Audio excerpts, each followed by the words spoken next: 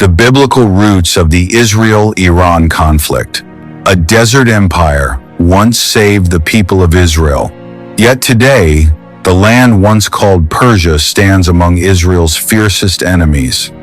How did a nation that once protected God's people become part of one of the most intense conflicts in the modern world? The answer is hidden in an ancient story written thousands of years ago. Before we uncover it, take a moment to like this video, share it with someone who loves discovering the deeper stories of the Bible, and subscribe to the Bible Project for more cinematic explorations of Scripture and history. Because what you're about to discover is not just a political story. It is a story that stretches across empires, prophecy, and centuries of human history. A story where kings rise and fall, where prophets speak into the darkness, and where nations unknowingly move inside a much larger divine narrative. Tonight, we travel back in time far beyond modern borders, beyond headlines, beyond the tensions of today, back to a world of desert empires, royal courts, and ancient prophecies. Back to the moment when the destinies of Israel and Persia first became intertwined. And the story begins with destruction. The fall of Jerusalem. Smoke rose over Jerusalem. The year was 586 BC. Babylon's armies surrounded the holy city like a tightening ring of iron. The walls that once stood as symbols of God's protection were breaking. The temple, the sacred place where Israel believed heaven touched earth, was burning. Families fled through shattered gates, priests wept in the streets, and soldiers dragged thousands of Jewish captives into exile. Among the ruins, one truth seemed undeniable. Israel had fallen. Babylon had won. The people of God were now prisoners in a foreign land. For decades, they would live under the shadow of the Babylonian Empire. But the story of Israel was not over. Because far beyond the western deserts, another power was rising. A kingdom that the Bible had already spoken about, long before it appeared. The prophecy of a king, not yet born. Nearly 200 years before Babylon fell, a prophet named Isaiah wrote words that seemed impossible. Words spoken by God himself.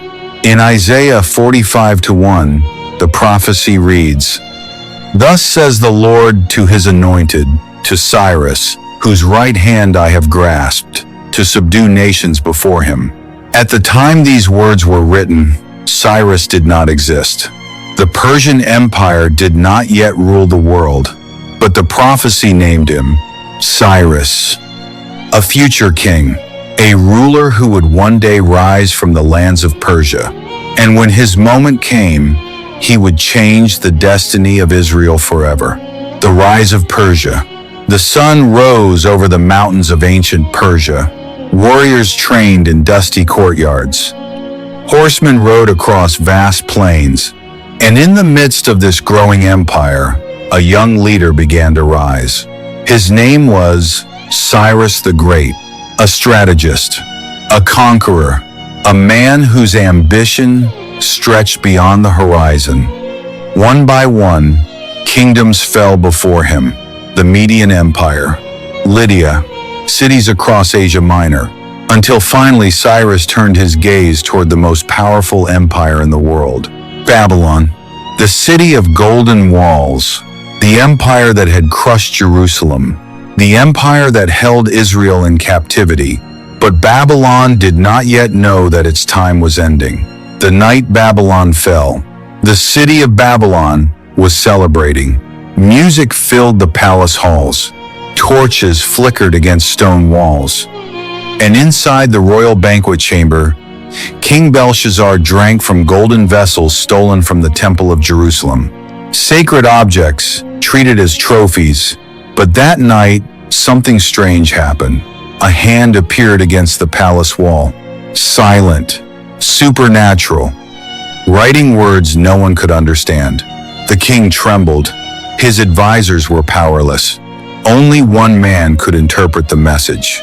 a Jewish exile named Daniel. Daniel looked at the words written on the wall and spoke with quiet certainty. Mene, Mene, Tekel, Parsin. Your kingdom has been weighed, and it has been found wanting. And that very night, the Bible records that Babylon fell. The Persian armies entered the city, and the empire that destroyed Jerusalem was gone. The decree of Cyrus. Cyrus now ruled the largest empire the world had ever seen. But unlike the kings before him, he made a decision that stunned the ancient world.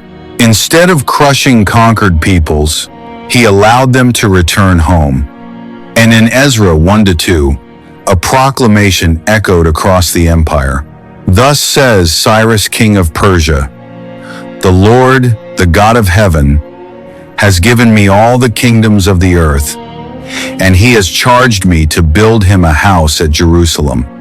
After 70 years in exile, the Jewish people were free to return.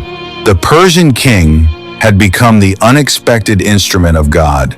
The temple would be rebuilt. Jerusalem would rise again. And for a moment in history, Persia and Israel stood together. The Persian court. Years later, the story moved inside another Persian palace. A young Jewish woman named Esther stood before the throne of the Persian king. Her courage would determine the fate of her people. A powerful official named Haman had plotted to destroy every Jew in the empire, a genocide written into royal law. But Esther stepped forward, risking her life, revealing the plot. And through a series of events that could only be described as providence, the plan collapsed. The Jewish people were saved, again, through the Persian Empire. The Bible preserves this moment in the book of Esther, a reminder that even within foreign empires, God was working quietly behind the scenes. Persia in the prophetic visions. But the story did not end with kings and palaces. It moved into the realm of prophecy. In the book of Daniel, the prophet received visions about the rise and fall of world empires. One vision described a ram with 2 horns, and the angel explained its meaning. The ram that you saw with the 2 horns represents the kings of Media and Persia. Daniel 8:20. Persia would rise, but Persia would also fall. History would continue to move forward. Empires would rise, empires would collapse, and Israel would remain at the center of a story far bigger than any nation. From Persia to Iran, centuries passed. Empires shifted, languages changed, and the ancient land of Persia gradually became known by a new name, Iran. But the memory of Persia still echoes through history, through the stories of Cyrus, through the courage of Esther, through the visions of Daniel, through the pages of Scripture. The Bible does not tell the story of modern geopolitics, but it does reveal something deeper. That nations move through history in ways that often reflect ancient patterns, and that behind the rise and fall of kingdoms, there is a greater narrative unfolding, the deeper conflict.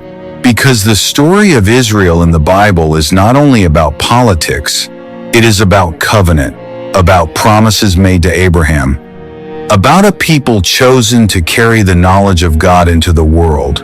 And throughout history, those promises have placed Israel at the center of global events. Empires rise around it. Conflicts form around it. History itself seems to circle around it. And sometimes the nations that once protected Israel become the nations that oppose it. A story still unfolding. The modern tensions between Israel and Iran did not begin in the Bible, but the Bible reveals the ancient connections between these lands. Connections shaped by empire, by prophecy, by divine intervention, by centuries of history that continue to echo into the present. And when we look at the story through the lens of Scripture, one truth becomes clear. History is never random. Nations rise, empires fall, but God continues to move through the unfolding story of the world. Just as he did in the days of Cyrus, just as he did in the courts of Persia, just as he did when Israel returned from exile. The story of Israel and Persia reminds us that God often works through unexpected people and unexpected nations. A pagan king helped rebuild Jerusalem. A foreign empire protected God's people. And ancient prophecies revealed events centuries before they happened. History is full of moments like these, moments where human decisions and divine purposes intersect. Moments where the story of Scripture quietly shapes the course of the world. And perhaps that is the greatest lesson of all. The God who moved through ancient empires still moves through history today. If you enjoyed uncovering the deeper biblical stories behind world history, subscribe to the Bible Project for more cinematic journeys through Scripture, prophecy, and the ancient world. Because sometimes the most powerful stories in history are the ones written thousands of years ago.